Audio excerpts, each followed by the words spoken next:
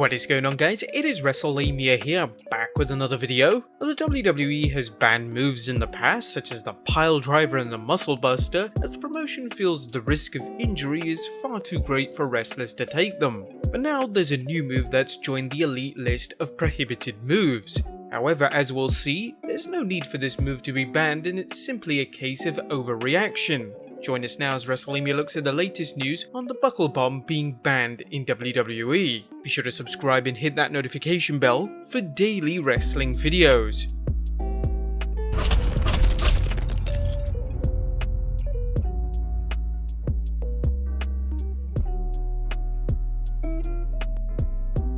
Now, the wrestling world was taken by surprise when the WWE announced it was banning one of its top stars' signature moves.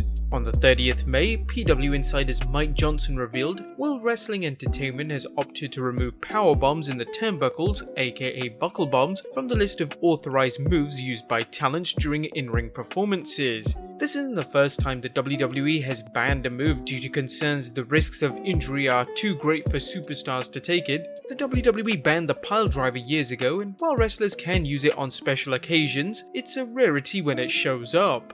The WWE also banned the muscle buster after Tyson Kidd's career-ending injury at the hands of Samoa Joe.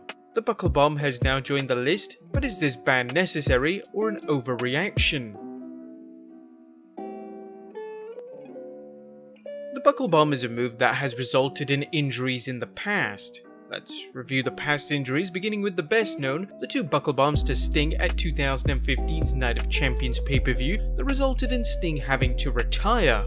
Seth Rollins delivered two buckle bombs on the Stinger, and the WCW icon knew he was in trouble. Speaking with Bill Apter, Sting recalled what happened. "My neck whiplashed back really bad 2 times in a row, and the second one. The first one caused the shock to go all the way down both arms, left and right, all the way to my fingertips, where it felt like my fingertips were stung by bees. And then the second one, I got up to my feet and we were trying to continue the match, and my legs started to feel like rubber bands, and I realized I don't have control over my legs. I'm afraid that if I start running the ropes right now, I'm gonna blow my knee out, break a bone, tear everything up because I didn't have any control. So I went down on all fours and tried to figure out what the heck is going on." Sting isn't the only wrestler to be injured by Rollins' buckle bomb. Finn Balor suffered a dislocated shoulder during his match against Rollins at 2016's SummerSlam, again the result of a Rollins buckle bomb. In an incredible display of guts, Balor popped his shoulder back into place during the match and then went on to finish the match. Nevertheless, the damage was done and he missed several months of action while he recovered from shoulder surgery. More recently, Nia Jax has blundered a buckle bomb on Kairi Sane, dropping her onto the bottom turnbuckle rather than the top one. Miraculously, Sane was not seriously injured, but it's likely that this mishap drove the WWE's decision to ban the move. However, as we'll see, these incidents are not as serious as they appear. The two instances where Rollins accidentally injured opponents with the buckle bomb led to a backlash by fans and wrestlers. Following Sting's injury at Night of Champions, Bret the Hitman Hart remarked, "I take no great pleasure in saying, 'I told you so,' but if you're a professional wrestler and you keep hurting opponents and yourself, clearly you're doing it wrong. I wrestled a very realistic and physical style, and not once in 23 years did I ever hurt one opponent ever." Bret Hart, whose career was prematurely ended by a kick to the head by Bill Goldberg, certainly knows the dangers of the ring and criticized Rollins not only for the injury to Sting, but a previous match where he accidentally broke John Cena's nose. Seth Rollins needs to improve his technique and become the safest wrestler in the business. I have great respect for Seth. I believe he'll improve and hopefully he'll stop hurting the talent before someone gets killed. Wrestlers have to trust one another. If a wrestler holds the life of another wrestler in his hands for the sake of his family, wife or children, you plain and simply cannot drop it. Nia Jax found herself criticized for her buckle bomb on Kairi Sane. However, this was a minor mistake in her case, as she's accidentally injured opponents, with some fans calling for her to stop wrestling due to the number of injuries she's allegedly caused. In order to determine whether the buckle bomb should be banned, it's vital to determine whether the move is inherently dangerous or the instances where injuries have occurred are due to the person executing the move. As mentioned earlier, the WWE banned the pile driver because it felt that there were too many wrestlers getting hurt by it. Although it should be noted the move is performed in a number of other promotions including All Elite Wrestling, and it's pretty safe over there. There's been no injuries that have occurred, including that nasty looking Canadian destroyer off the ladder.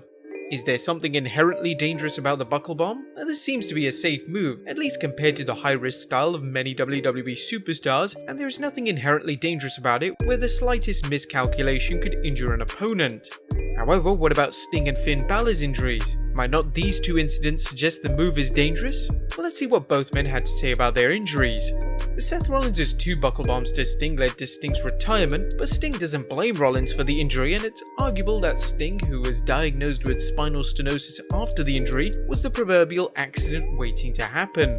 In a 2018 interview, Sting shared his take on what happened. It was just a freak accident, I'm telling you, Seth, it's not his fault. I mean, not even the slightest percentage of anything. It was without question, it was me. Sting was 56 years old when he wrestled Rollins at Night of Champions, and regardless of the undiagnosed spinal stenosis, it's possible that he could have been injured by the move due to his age. As for the Finn Balor spot, the move was executed in the WWE security barrier outside the ring, and the claim can be made that the move should have never been performed there given the higher risk of injury. Whatever the case, Balor holds no ill will towards Rollins. Speaking with Jim Ross on the Ross Report, Balor noted, "Well, people are entitled to their opinions, but as far as my opinion goes, I have been hurt a lot of time working, and it's never been with Seth Rollins. Obviously, if you work a lot, you're gonna get hurt. Occasionally, this just happened coincidentally, and I just so happened to be working with Seth, so as far as I'm concerned, Seth is one of, if not the best performer we have in the business. I feel like all the flack he gets is totally unwarranted. Any kind of slack he gets for being unsafe is really ridiculous." While Bret Hart has criticized Seth Rollins, wrestling's Monday Night Messiah has a good track record considering the number of matches he's wrestled in his career and the number of times he's hit people with the buckle bomb. While we don't have any figures to do a statistical analysis of the times Rollins has hit the move and hurt opponents, it would seem to be extremely low. But things are different with Nia Jax, who has a history of injuring opponents with a variety of moves. Jax's well-documented botches and potatoes on wrestlers, as discussed in past videos, presents a strong case that it's not the buckle bomb that's dangerous, but in Jax's case, Jax herself who is dangerous due to her sloppiness in the squared circle. The WWE banning the move is a clear case of overreaction.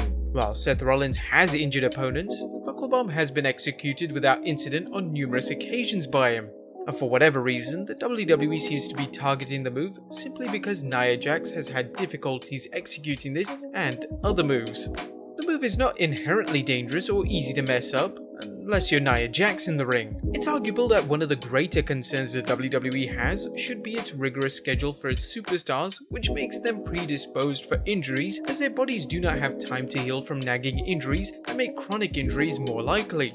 This and wrestlers' fondness for raising the bar with high spots presents a problem too, as injuries are inevitable when wrestlers go to outdo themselves and their colleagues. Worst of all is the WWE's inexplicable policy of letting unsafe workers like Nia Jax continue to wrestle when their record indicates the lack of ability to protect opponents, arguably the most important skill in the industry. The real question should be why the WWE continues protecting Nia Jax despite her tendency to hurt opponents in the ring. Jax hurt Becky Lynch with a punch, breaking her nose and concussing her, yet the WWE isn't banning punches. While they are a publicly traded company that has to answer to shareholders, the buckle bomb related injuries are inconsequential when viewed in the grand scheme of things. Despite a number of steps to tone down accidents, concussions are still a problem in the WWE, will remain so as long as wrestlers work a hard-hitting style, even if things such as chair shots are limited. Sting's accident was just that, an accident due to Sting's body already being in bad shape. Finn Balor's injury may have been Rollins' fault, but it's arguable the move shouldn't have been delivered outside the ring, but that's a reflection on the wrestler's willingness to take sick bumps for the fans rather than the move's inherent danger. And one last thing, while the buckle bomb is now banned, it doesn't mean that it won't return. Fans are well aware of past moves that were banned in the past, such as Rollins' curb stomp, only to be brought back. It's possible the WWE is merely taking time to step back and examine the buckle bomb to give a better analysis of whether it presents any dangers, or it's more a case of sloppy wrestlers injuring opponents with it. However, there's little evidence to suggest that the move should be banned. As noted earlier, it's a gross overreaction. But there you have it guys, our analysis of the buckle bomb ban. Do you guys think the WWE made the right choice, or is this the case of the promotion overreacting? Be sure to leave your comments down below, subscribe if you haven't already, follow us on Instagram and Twitter, and I'll see you next time with some more wrestling content.